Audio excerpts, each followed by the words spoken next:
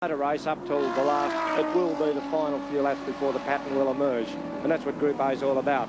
At least people are being entertained. It's no longer a procession.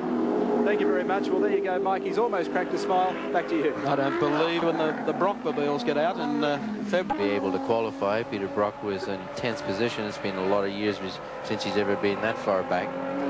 But to know that next year is bringing a few more goodies and a better chance.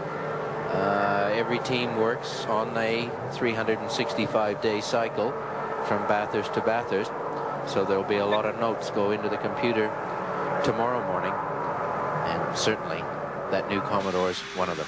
For those New South Wales TAB punters, the tab operating for the first time on the James Hardie 1000 this year. If in your trifecta you've coupled 10, 21 and 5, I bet you've got a pretty fierce grip on the edge of your seat right now. I would think so.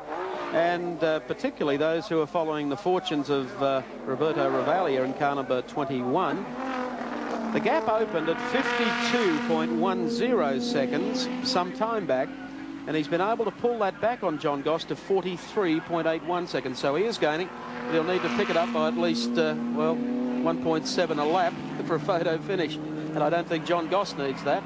And Peter Brock is not all that far astern. In fact, about 200, 300 metres astern of the Ravaglia car. 20 laps around here is enough to unnerve the best of drivers, and certainly the heat is being put on John Goss. At what stage he's prepared to go for broke is yet to be seen. Dick Johnson also continues to eat up the competitors just outside of the top group, has bypassed Colin Bond in the Alpha and is now up to 8th spot outright, but 4 laps adrift of the race lead. That's phenomenal. But they're very bad luck in the beginning laps. The oil cooler was bad luck. I think the wheel change would have to go under the heading of bad management. You can put up with a little bit of bad management, but you can't put up with too much bad luck. So BMW and Mustang both, Jim Richards and Dick Johnson, have got sad tales to tell today because they're returning mighty performances so far, considering the difficulties that they've had. Yes, that's for sure.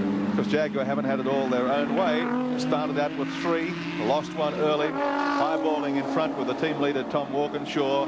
Severe oil problems has put him down the list to number 6, and I guess you could call it the 3rd car in the team. John Goss at the wheel is now the race leader. Well, it's awfully handy when you can afford the luxury of having 3 cars in the field, Gary. There are some that when they go out, they are out. Unfortunately, the phenomenal expense of doing and entering 3 cars is reserved for the lucky few. John Goss has completed 145 laps. The Ravaglia Bob Jane car is about to cross the start-finish line. Also took